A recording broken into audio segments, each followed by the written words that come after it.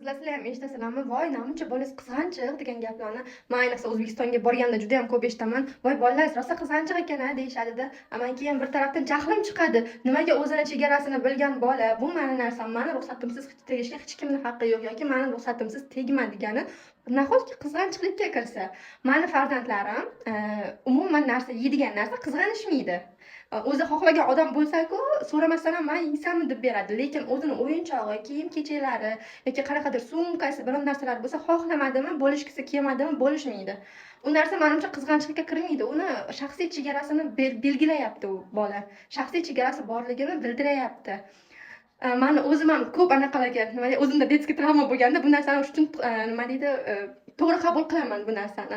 O'zimda detskiy travma bo'lgan, oyim bilan dadam ajrashayotganlarida, tabiiyki biz oyim bilan ketganmiz. Narsalarim bo'lsa, dadam uyida qolgan.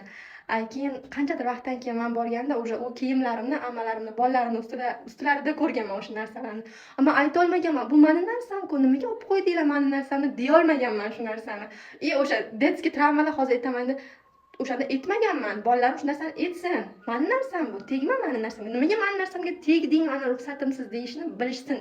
Hozirgi Z avlod vakillari juda ham rivojlanganda, meni oyim kichkinaligimizda menga ko'chadagi narsalarni yig'lab kelma, menga jalb qilib kelmadirdilar. O'sha uchun men na oyimga ayta olganman, na o'zim o'sha narsani problemamni rishad qila olganman.